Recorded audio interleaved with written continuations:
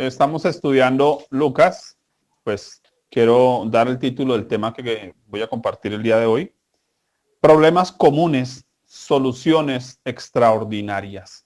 Estamos ya sobre el capítulo 4 y 5, los dos capítulos. Hoy voy a hacer algo bien curioso, porque me he dado cuenta que la mayoría de veces cuando estudiamos acerca de los milagros de Jesús, siempre nos quedamos en el milagro, pero nunca nos damos cuenta de la respuesta que el pueblo tuvo a esos milagros. Y hoy vamos a ver un poquito esa parte. Pues iniciamos leyendo Lucas capítulo 5, 26. Dice la escritura de la siguiente manera: y todos, sobrecogidos de asombro, glorificaban a Dios y llenos de temor decían: hoy hemos visto maravillas. Cuando nosotros observamos desde el capítulo 4, vamos a darnos cuenta que Jesús hizo una secuencia, o Lucas por lo menos describe una secuencia de milagros que hay en esos capítulos. Y estando ahí en ese punto, digamos que para mí ese sería el versículo final de ese compendio que hizo Lucas. Y nos dice eso, todos sobrecogidos de asombro, después de ver tantas cosas, dice que glorificaban a Dios y llenos de temor decían: hoy hemos visto maravillas. Creo que siempre existen problemas que nosotros mismos no podemos manejar. Cuando tenemos situaciones que no podemos manejar, generalmente, ¿qué hacemos? Decimos: Dios tiene la solución, porque si yo no tengo la solución, pues otro la tiene, y quién mejor que Dios para ofrecernos su solución, ¿no? Es interesante porque en este versículo el actuar de Dios define la escritura como una maravilla. Los que hemos estudiado lo de Génesis hemos visto el término maravilla en el Antiguo Testamento, pero tiene una definición diferente en el Nuevo. Cuando encontramos en este texto, en el Nuevo Testamento, el término maravilla viene del griego paradoxos, paradoja. Una maravilla es una paradoja. Mucha gente no está familiarizada con el término paradoja. Lo defino. Una paradoja es una contradicción propia a la expectativa. Es algo que se contradice a sí mismo. Cuando uno, por ejemplo, dice este pequeño gran hombre, eso es una paradoja. ¿Está hablando de alguien pequeño o de alguien grande? Está tratando de expresar algo mucho más allá de lo que vemos. No está hablando del tamaño de su cuerpo, está hablando del tipo de persona que es una gran persona, aunque esté en un cuerpo pequeño, ¿cierto? Tenemos aquí un pequeño gran hombre que nos acabó de ayudar con el asunto de la alabanza. Es paradójico. Es una contradicción a una expectativa. Es algo que el pueblo no se esperaba que fuera a pasar, pero empezó a suceder cuando Cristo apareció. Estamos en un pueblo de Israel muy necesitado, en medio de un mal gobierno, en medio de un sistema político y religioso contrario a la verdad misma, a la palabra misma que ellos predicaban. Y en medio de eso aparece Cristo y genera una paradoja, genera maravilla, expectación, expectativa. De hecho, la etimología, ustedes saben que cuando se divide una palabra en dos, encontramos en esa etimología definiciones mucho más profundas. El término para significa cerca y doxos significa conocimiento o experiencia que genera una opinión personal propia. Entonces, cuando hablamos de una doxología, por ejemplo, estamos hablando de una opinión propia. Una paradoja, entonces, es que cuando el Señor nos acerca a algo para que tengamos una experiencia propia. Voy a poner un ejemplo sencillo. Usted le va a servir al niño por primera vez verduras y él dice: no quiero. ¿Usted qué le dice? Pruebe y verá que le gusta. ¿Qué está viniendo Jesús a hacer?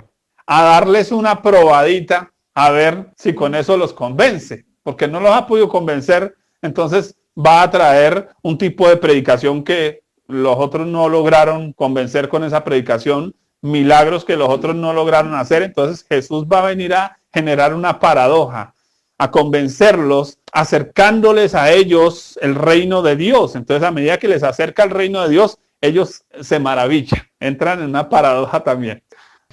Explicado eso como introducción, podemos pensar que el Señor quería llevar el evangelio más allá de las palabras a una experiencia.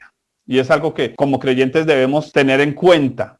Porque muchos de nosotros simplemente nos quedamos con lo que leemos en el pensamiento. Entonces pasa igual que cuando un muchacho va y estudia en la universidad, se mata 10 años, se quema las pestañas, tiene una cantidad de información y cuando sale le dice, pero tiene que tener al menos un año de experiencia.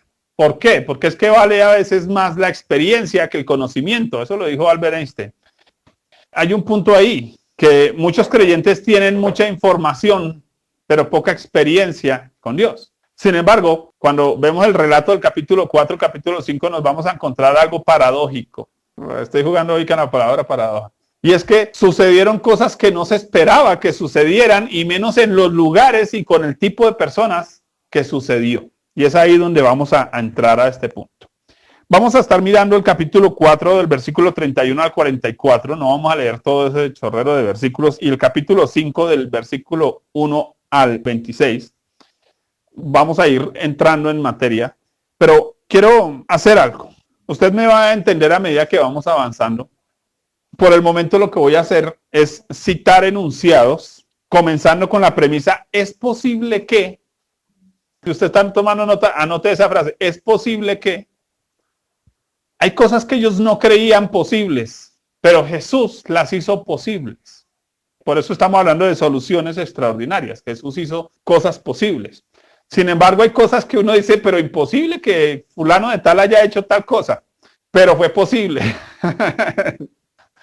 Vamos a mirar qué fue lo que descubrieron todas las personas alrededor de Jesús durante su época. Y ahí iniciamos.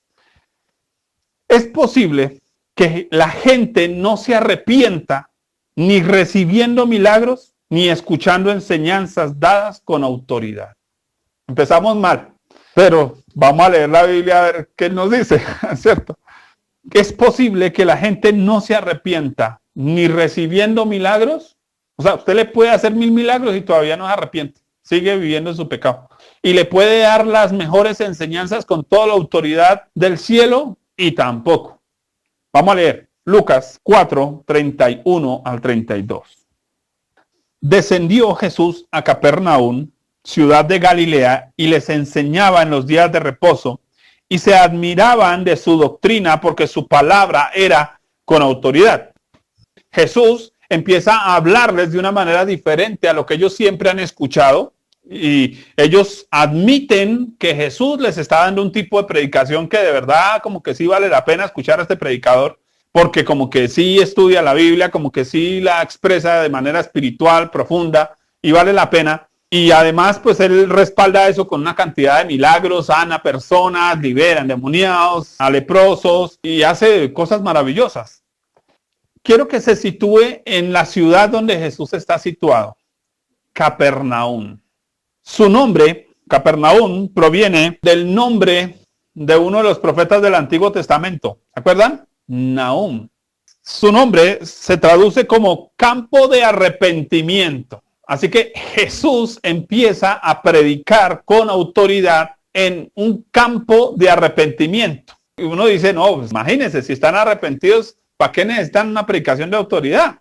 Esa es la paradoja, que Jesús está predicando con autoridad en un lugar donde se supone que la gente debiera estar arrepentida. La gente que cree que está arrepentida dice, no, a mí ya no me hablen de arrepentimiento, a mí ya no me toquen ese tipo de temas. Y Jesús arranca a hablar de arrepentimiento en un lugar donde se supone que la gente ya estaba arrepentida. Entonces le pasa igual que uno de pastor. Uno cree que la gente ya entendió el tema. Orar, Señor, dame una predicación para el domingo. Y Dios dice, háblales de la santidad. Y uno dice, pero si ya mi iglesia vive en santidad. Y Dios dice, no, eso es lo paradójico. Tiene una iglesia maravillosa. Ellos mismos están admitiendo que esa palabra la necesitan. Pero ¿sabe qué hicieron con esa predicación de autoridad de Jesús? Mateo 11, 20 al 24.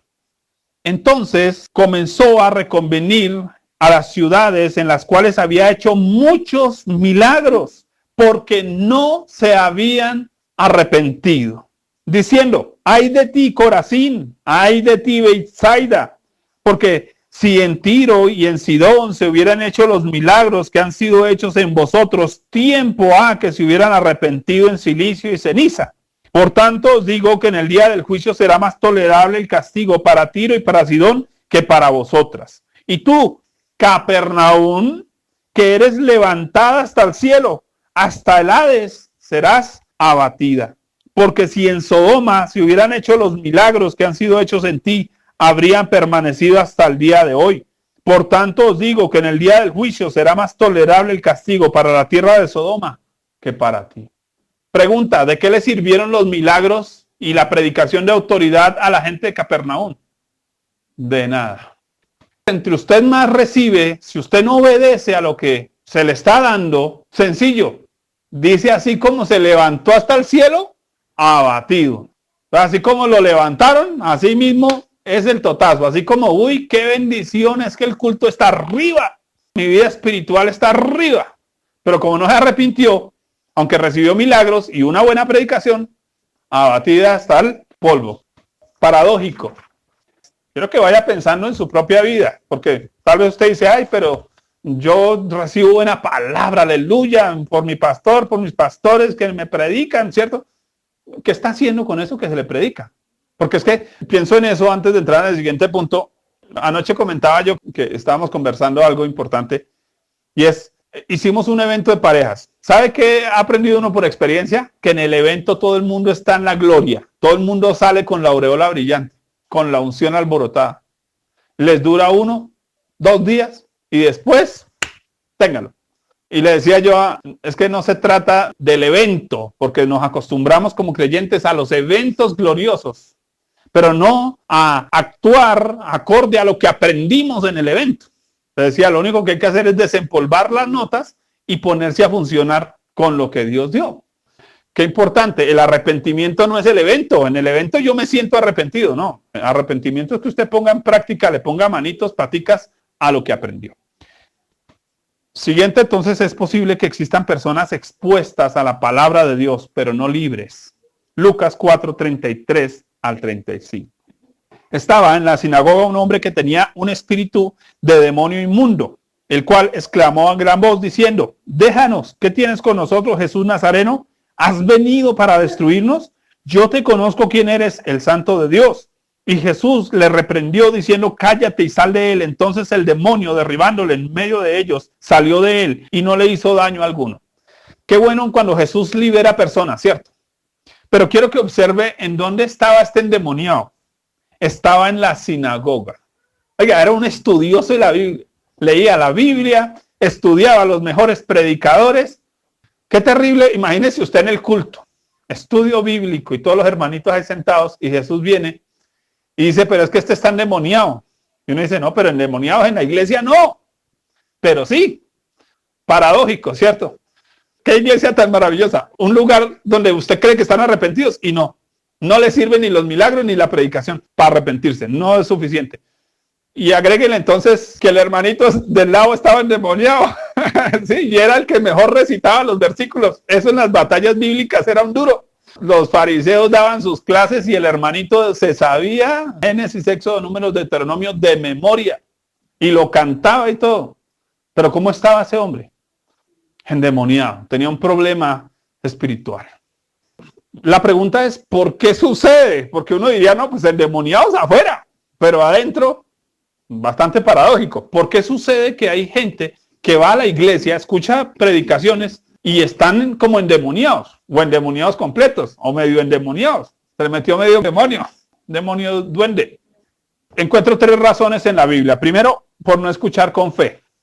Hebreos 4:1 al 2, un texto bastante conocido, dice, temamos, pues no sea que permaneciendo aún la promesa de entrar en su reposo, alguno de vosotros parezca no haberlo alcanzado. Entonces, aquel hombre creía que ya lo había alcanzado, ya tenía el título colgado en su casa, ya soy teólogo. Porque también a nosotros se nos ha anunciado la buena nueva como a ellos, pero no les aprovechó oír la palabra por no ir acompañada de fe en los que la oyeron. Aquel hombre escuchaba la palabra, pero ¿por qué no le aprovechó? Porque no tenía fe. Porque muchas personas se sientan en nuestras congregaciones y están más endemoniados que cuando estaban antes. Porque no creen. Porque escuchan para los demás. Esto es para el vecino, esto no es para mí. Porque escuchan no para aplicar en sus propias vidas. Porque escuchan, anotan en el cuaderno, pero nunca aplican nada. Entonces, el siguiente punto, ¿cuál sería? obedecerla, porque el que cree, obedece. Santiago 2, 18 al 20. Pero alguno dirá, tú tienes fe y yo tengo obras.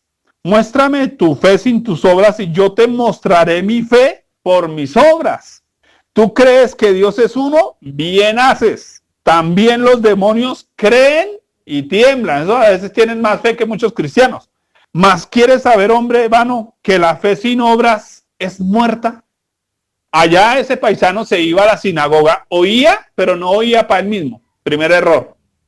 Y entonces los demonios lo abrazaban mientras él buscaba los versículos bíblicos para la batalla bíblica. Pero no solo no creía, sino que salía de ahí a hacer nada con lo que se le había enseñado. Y entonces cuando usted recibe palabra, pero no hace nada, pues ya el demonio no solo lo abraza en la sinagoga, lo coge de gancho y lo acompaña a usted el resto del camino. Y entonces estaba peor, porque no ponía en práctica lo que aprendía. Hay otro problema que tenía este hombre endemoniado en la sinagoga, que sus predicadores no tenían autoridad. Ahí tenía un problema bastante grave, porque cuando ellos se admiran de la autoridad de Jesús, es porque tenían unos petustes que no tenían autoridad para enseñar. Como no tenían autoridad para enseñar, porque hablaban más.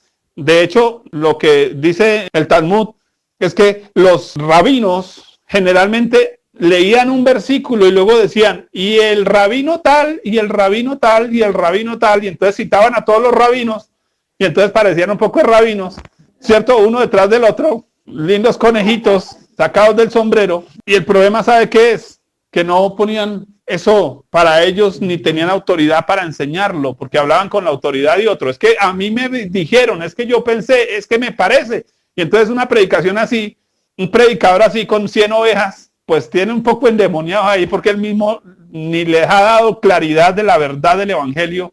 Y esa pobre gente, ¿a qué hora va a ser libre si no le están predicando la verdad, sino un poco de pensamientos de hombres?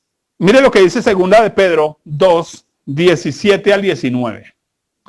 Hablando de los predicadores sin autoridad. Estos son fuentes sin agua. ¿De qué sirve una fuente sin agua? Abra la llave y no hay agua. Triste, ¿cierto? Y nubes empujadas por la tormenta. Esos cambian de doctrina por cualquier vaina nueva que les llegue, porque no se fijan en la Biblia. Para los cuales la más densa oscuridad está reservada para siempre. O sea, no tienen luz, no ven nada, no ven ni por la familia. Pues hablando palabras infladas, porque como no ven nada, les toca inventarse que van a predicar, ¿cierto? Y vanas seducen con concupiscencias, o sea, de acuerdo a lo que la gente quiere oír, de la carne y disoluciones. Entonces rebajan el mensaje para que la gente no se hiera, no se sienta, ¿cierto? A los que verdaderamente habían huido de los que viven en error. O sea, ¿a quiénes le atinan? A los que ya son creyentes. Les prometen libertad y son ellos mismos esclavos de corrupción. Porque el que es vencido por alguno es hecho esclavo del que lo venció. ¿Por qué sería que ese hombre en la sinagoga estaba endemoniado? Porque los fariseos y maestros estaban más endemoniados que ellos. Y entonces, ¿qué les iban a transmitir? Nada bueno, por lo menos. Es posible que existan servidores detenidos por falta de oración en la familia de Dios. Lucas 4, 38 al 39 nos dice, entonces Jesús se levantó y salió de la sinagoga y entró en casa de Simón. La suegra de Simón tenía una gran fiebre y le rogaron por ella e inclinándose hacia ella, reprendió a la fiebre y la fiebre la dejó y levantándose ella al instante les servía. Qué interesante aquí. Observemos que quienes rogaron por la suegra de Pedro fueron personas que seguramente la querían, la vieron enferma y ellos son los que ruegan por ella. ¿Por qué ellos ruegan por ella? Porque ella es una mujer servicial. Dice que se levantó la fiebre y ¿quién dijo miedo, cierto?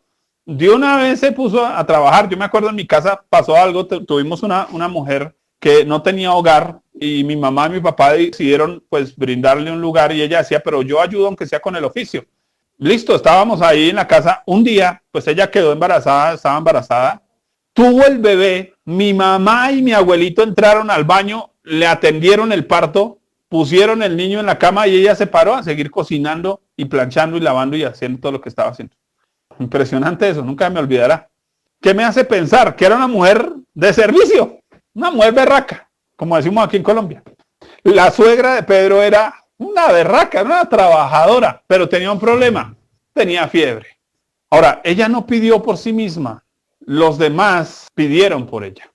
Me hace pensar que hay muchos ministros, y pudiera incluirnos si queremos, que necesitamos de sus oraciones porque a veces nos vemos detenidos en el plan, en el proceso, en el servicio que acostumbramos a dar y nos detenemos por falta de oración porque necesitamos que ustedes como iglesia oren por nosotros continuamente.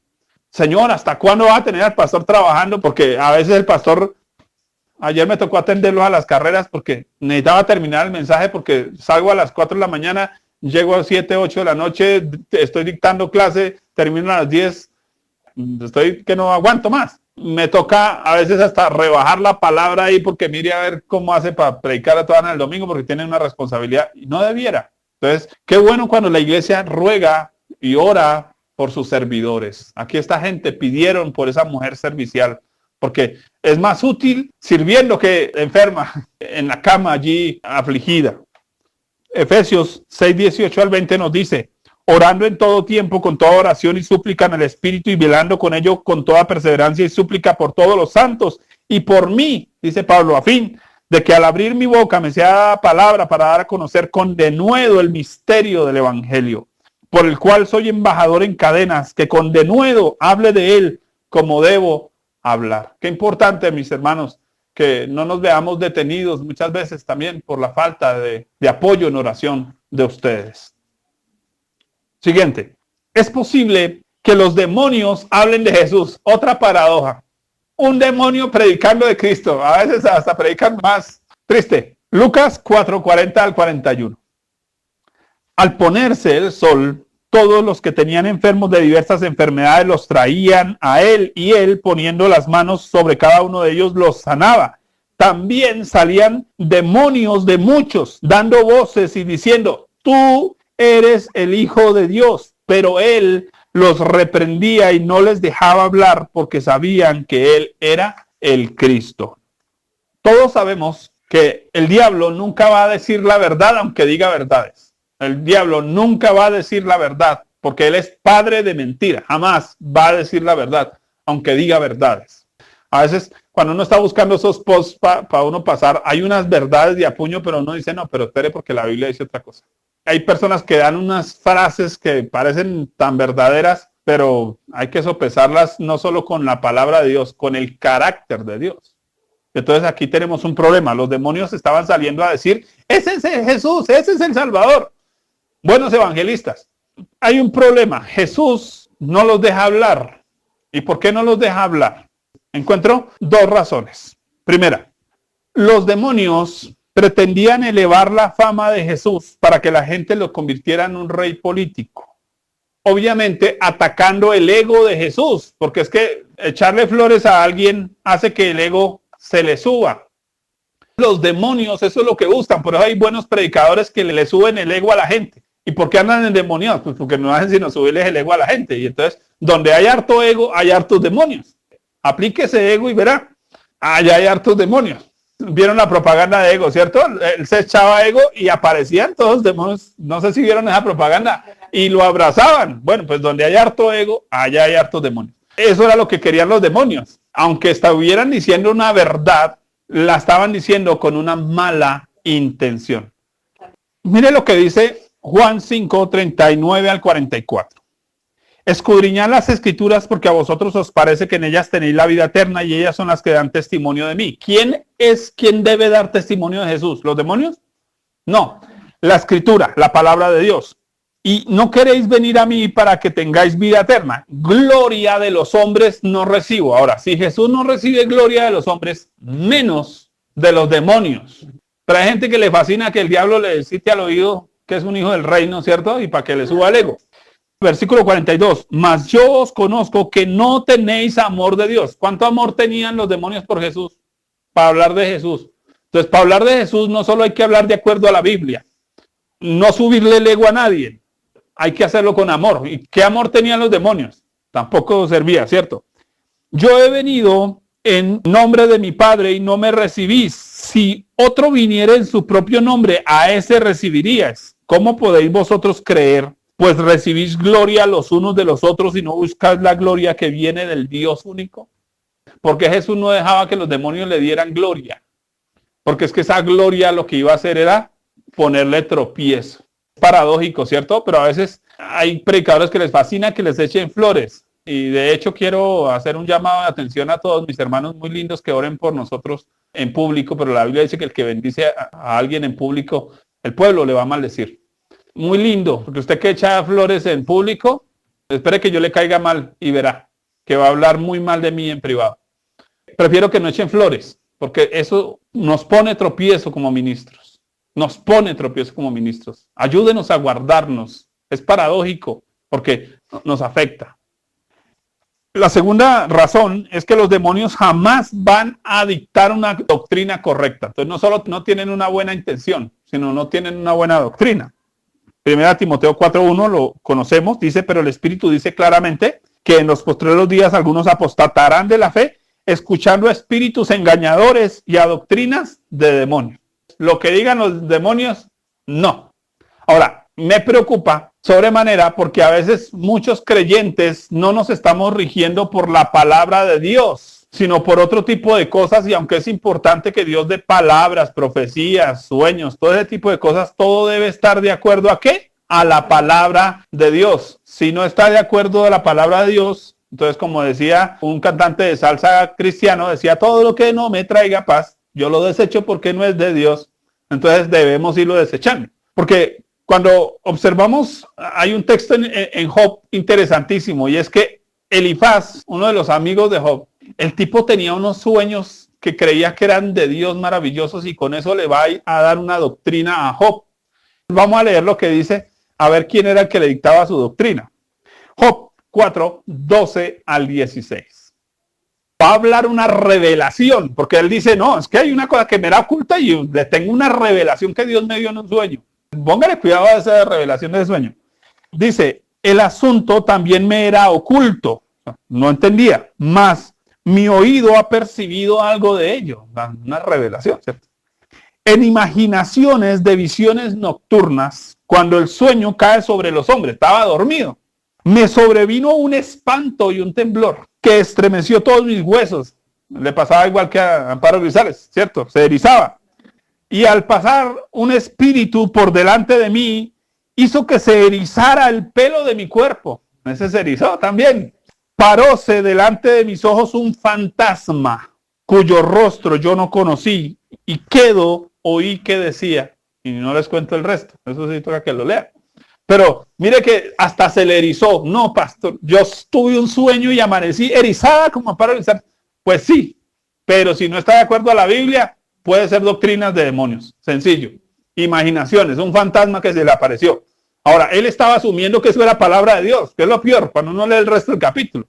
¿Sueños, palabra de Dios? No. Sueños, si usted lo comprueba con la Biblia, perfecto, porque no negamos que eso suceda.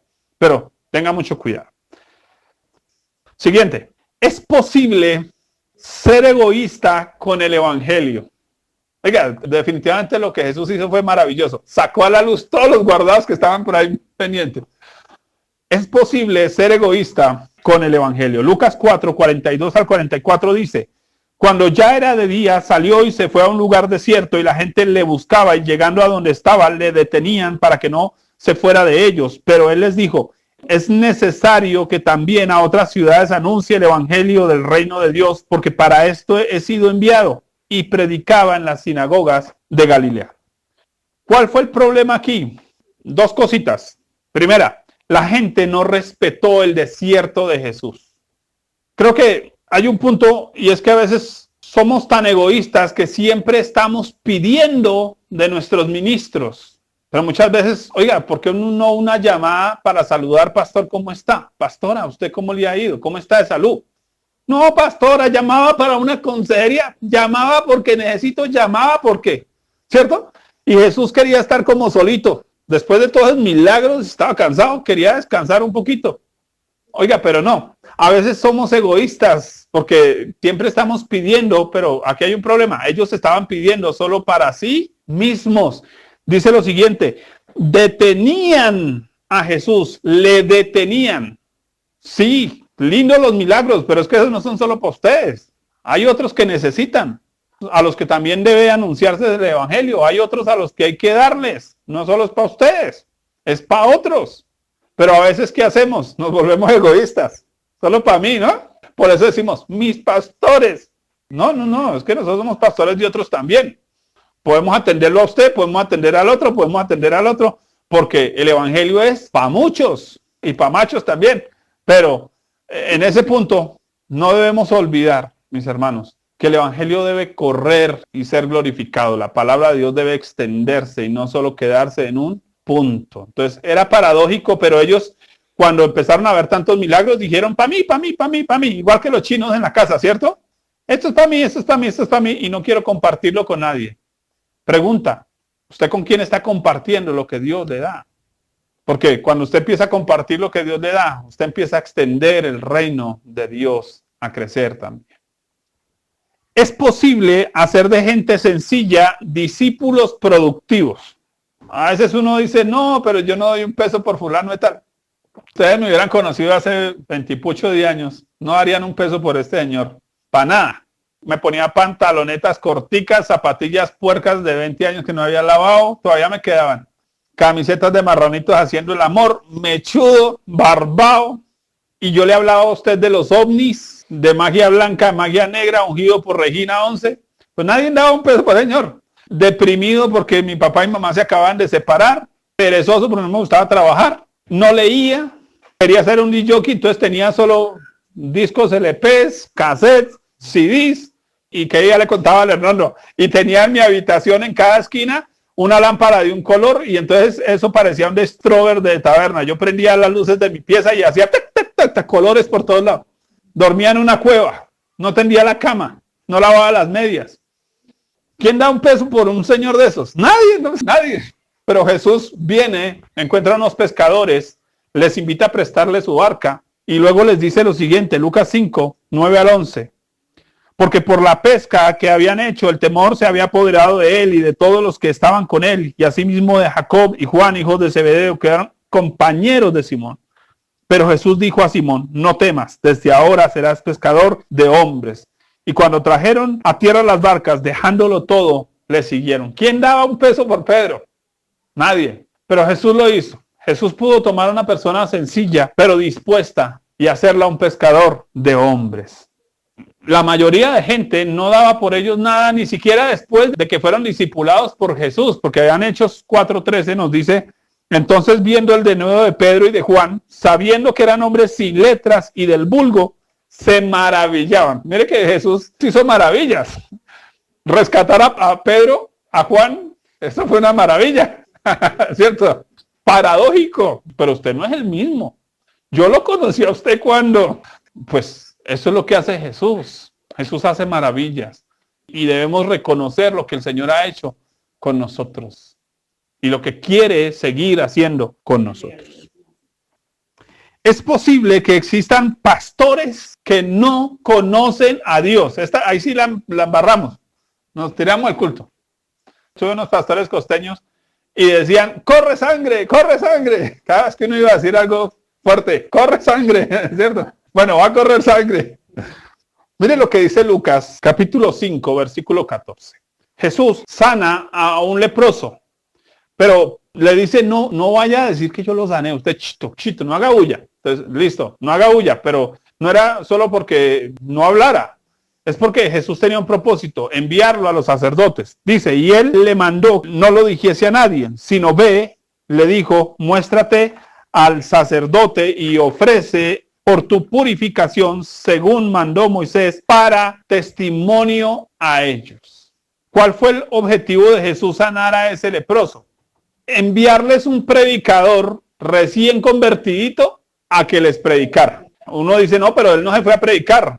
Sí, claro, se fue a predicar, porque es que el Señor nunca predica dando solo sermones. Él predica haciéndonos abrir la Biblia y mirar en la Biblia lo que dice acerca de él. Así que los sacerdotes debieron haber hecho algo porque nunca se había sanado un leproso en Israel, solo Naamán, y no era judío.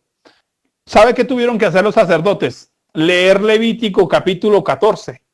Yo les voy a recomendar que se escuchen ese tema, se llama El amor llevado al extremo en el canal de YouTube. Ahí explico todo el Levítico 14 y el paralelo con la salvación.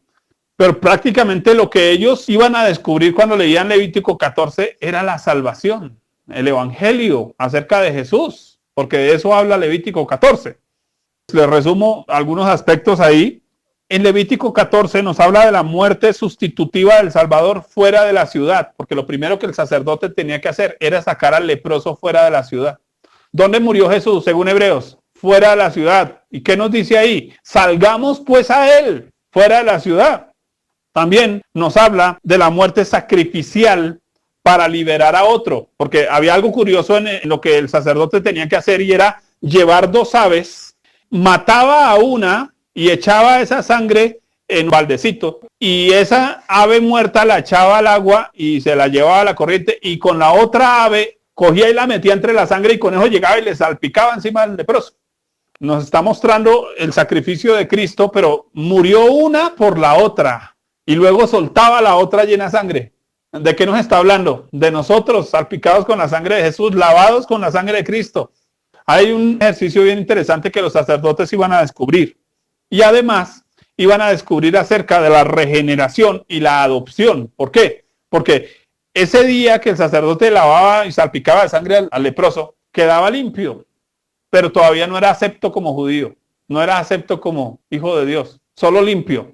¿Sabe qué tenía que hacer? Esperar 7 días y al 8º día, recuerden que el 8 en la Biblia representa el nuevo nacimiento, al 8º día el sacerdote entonces ofrecía un nuevo sacrificio para aceptarlo como parte de su pueblo, porque él nunca había podido entrar al templo. Entonces, para que pudiera entrar al templo, tenía que esperar esos 8 días. Nos está hablando de regeneración y adopción ahí. Así que los sacerdotes van, miran al leproso, ¿usted se sanó? Ay, aquí nunca se había sanado nadie. Tenemos que ir a la Biblia. Y entonces en la Biblia encontraban todo ese panorama, toda esa predicación tan bonita que la Escritura misma da. Qué importante. ¿Por qué? Porque nos está diciendo algo, que esos sacerdotes no conocían la salvación, aunque eran sacerdotes. Y lo que Jesús está haciendo es enviando a alguien, a veces menos letrado, que ni sabe lo que está haciendo, ¿cierto? Porque el leproso lo único que está haciendo es ir a decir, me sanaron de lepra. Y esa es la mejor predicación para un pastor que no conoce la salvación.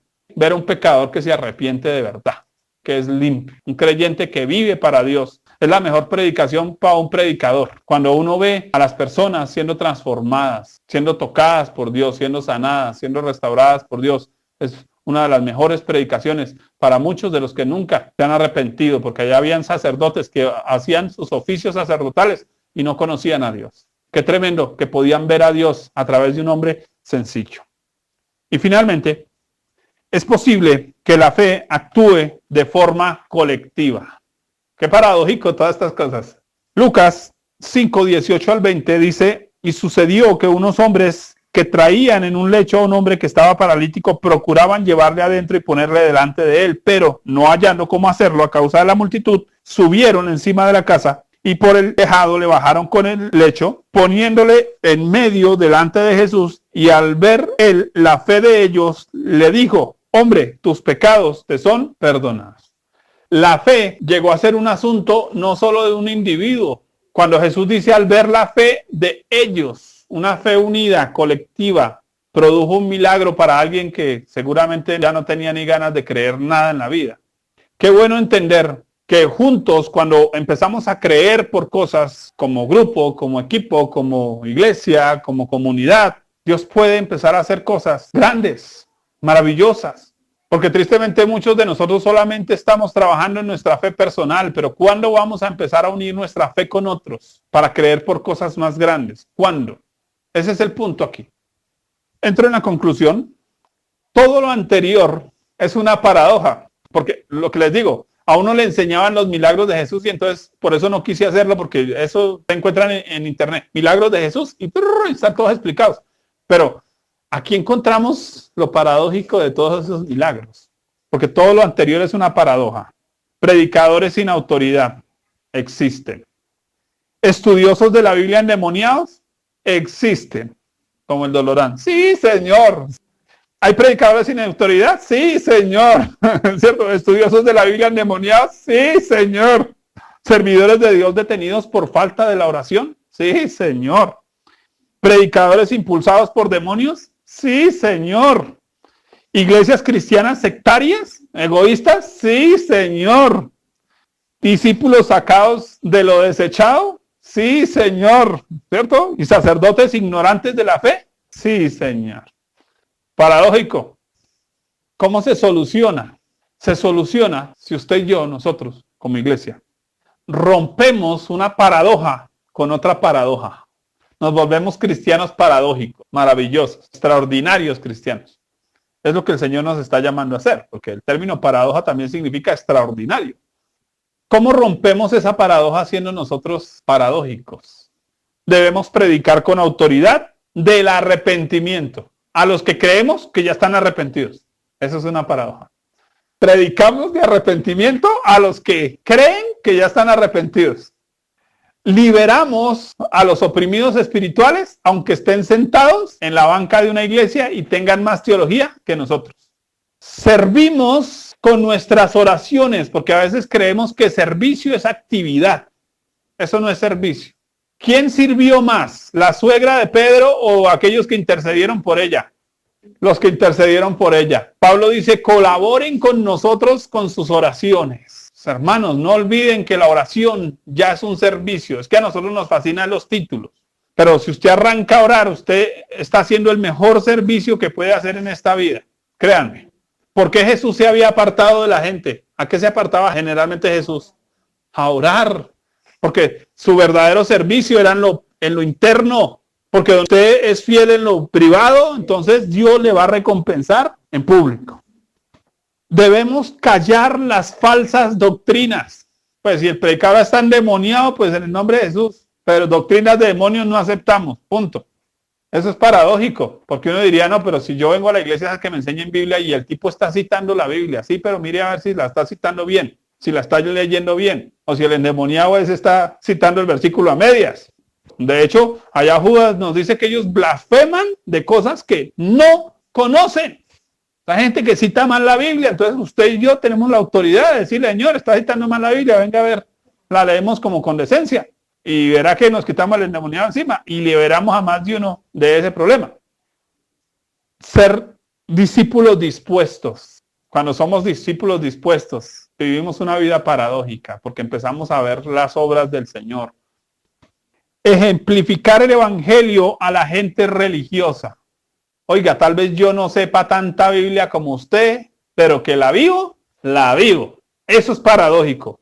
Que hay gente que no tiene ni estudio, pero vive mejor que muchos letrados que nos echamos flores por todo lo que sabemos. Hay gente que vive mejor el evangelio. Paradójico. Pero qué bueno que se levanten ese tipo de personas que de pronto a veces no saben ni leer ni escribir, pero viven para Dios. Mire, ¿cierto? Que nosotros más bien procuremos vivir bien para Dios. Claro, no quiere decir que vivamos ignorantes. No, para nada. De hecho, Pedro, ¿de qué se admiraban? De que estaba predicando como todo un doctor, ¿cierto? Ya le decían doctor. Porque ya predicaba decente. Se le quitó el palustre. Listo. Predicaba como un doctor. Pero, pues, era un hombre sencillo. Que no perdamos esa sencillez. Y finalmente, trabajemos por creer de forma colectiva. Y en esto llamo la atención de ustedes, mis hermanos. Es muy común que la gente diga, es que la iglesia. No, no diga la iglesia. Mi iglesia.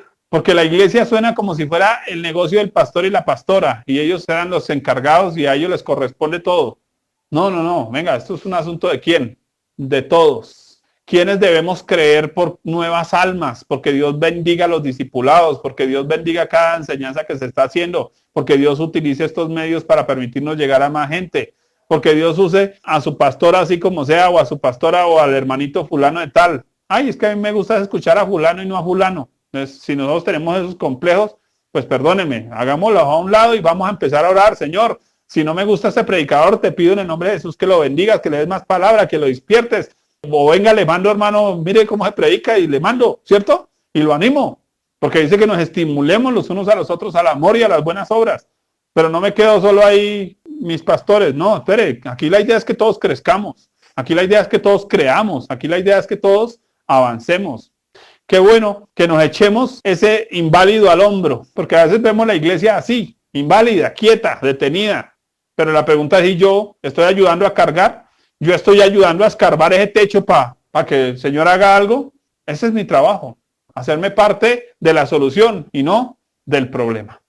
Mis amados, todo esto lo podemos hacer en el nombre de Jesús. Y es lo paradójico, que así como somos, Dios puede hacer muchas cosas con nosotros. La idea, mis amados, es que miremos a esto. Hay cosas que son paradójicas. Uno dice, Señor, pero esto no debiera estar pasando todavía en la iglesia. Pero pasa. Pero ¿qué vamos a hacer al respecto? Porque el asunto no es quedarnos observando el problema, es cómo lo vamos a solucionar. Si tenemos la solución, tenemos a Cristo el Señor, tenemos el Espíritu de Dios, tenemos las Escrituras, no ven problemas, demos soluciones. ¿Es cierto? Sería el punto. Vamos a orar, a darle gracias al Señor esta mañana por su palabra. Padre bueno, nosotros agradecemos esta mañana, Señor, porque tú has sido bueno con nosotros. Sí, Señor, tal vez existan predicadores sin autoridad, pero yo no quiero ser uno de ellos. Yo no quiero estar citando a fulano y a sutano y es que yo pienso y es que me parece, porque no me interesa mi propia opinión, Señor. Ayúdanos a mirar tu palabra, a predicar con autoridad de arrepentimiento, porque muy lindo predicar de milagros, pero ya nos dimos cuenta que a veces pueden existir muchos milagros y lo único que estamos haciendo es poniéndole a la gente una horca más alta, porque mientras la gente no se arrepienta, Señor, los milagros, Dios, realmente no le van a servir, sino le van a condenar peor, porque lo levantan más, pero cuando caigan van a caer peor. Señor, sí, quisiéramos que sucedan milagros, pero Señor, queremos que el mayor milagro que acontezca frente a nosotros, Dios, sea el arrepentimiento. No queremos tener una iglesia de milagros, queremos tener una iglesia arrepentida, Señor.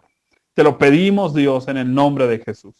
Oramos por aquellas personas que tal vez sentada a nuestro lado, Señor, todavía tiene opresión demoníaca, todavía, Señor, están viviendo con problemas espirituales, Dios. Aunque han recibido de tu palabra, la recitan, la cantan, la tienen en afiches en sus casas, Dios, pero viven oprimidos por demonios. Padre, oramos hoy en el nombre de Jesús, que sean libres, Dios, que tu mano poderosa, sanadora, libertadora, entre a sus vidas, Dios, en el nombre de Jesús. Que no seamos oidores olvidadizos, Señor, porque los demonios aman, Señor, donde nuestro ego crece, Señor, pero tú amas y tú habitas con el quebrantado y humilde de corazón, Señor.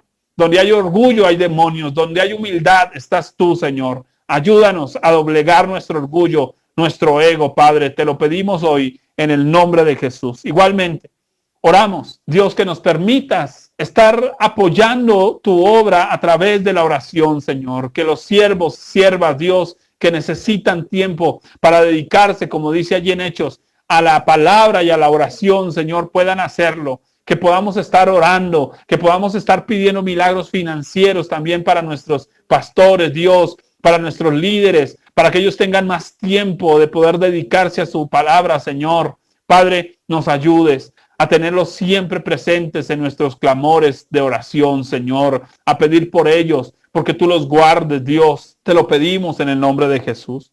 Ayúdanos también, Padre, a callar las falsas doctrinas, Señor, sea en nuestra propia vida, sea porque a veces prendemos el televisor y aunque sabemos que están predicando mentiras, seguimos diciendo amén, Señor. Perdónanos, Padre de los cielos, porque muchas veces, Señor, simplemente aceptamos de buena gana, Señor, cuando alguien se exalta a sí mismo, se predica a sí mismo, Señor. Toleramos, Dios, ese tipo de cosas. Padre, ayúdanos a ser más intolerantes, porque tu palabra dice que así debe ser, Señor. Padre, porque no queremos admitir, Señor, mancha contra tu iglesia, contra tu pueblo, Señor. Ayúdanos a vivir en santidad, a callar esas falsas doctrinas, Señor, mirando a tu palabra directamente, Señor, mirando directa y con responsabilidad a las Escrituras. Pedimos, Señor, que podamos ser discípulos dispuestos. En el nombre de Jesús, ayúdanos. Padre, a veces ponemos por delante todo antes que a ti, Señor. Primero mi familia, primero mi casa, primero mi trabajo, primero esto, primero lo otro. No puedo tal cosa, Señor, que ponerte a ti por delante. Ayúdanos, por favor, Señor, a ser discípulos dispuestos. Dice que aquellos dejando la barca, lo dejaron todo, te siguieron a ti, Señor. Que seamos seguidores fieles de ti, Cristo. Amado Dios, igualmente, que podamos ser ejemplo de una vida transformada, aún para aquellos que se dicen ser ministros, siervos, pastores, líderes. A veces vemos gente que parece grande porque ya tiene títulos, que parece grande porque ya tiene conocimientos, porque ya tiene experiencia, o tiene multitudes frente a él, Señor. Pero Dios, no hay nada que impacte más que una vida transformada, Señor. Amado Dios, aquellos sacerdotes recibieron un mensaje de carne y hueso, que podamos nosotros ser un mensaje de carne y hueso para otros, Señor, con una vida cambiada para tu gloria, Señor. En el nombre de Jesús, más allá de nuestras palabras, aquel hombre no tenía que decir nada, solo fui leproso y ya no lo soy. Jesús me sanó. Eso es todo lo que tenía que decir, Señor. Fue el mensaje que sus sacerdotes necesitaban, Señor. Y a veces vemos gente a nuestro alrededor con un liderazgo maravilloso, Señor, pero no te conocen. Dios, que podamos dar un buen ejemplo a ellos de vida.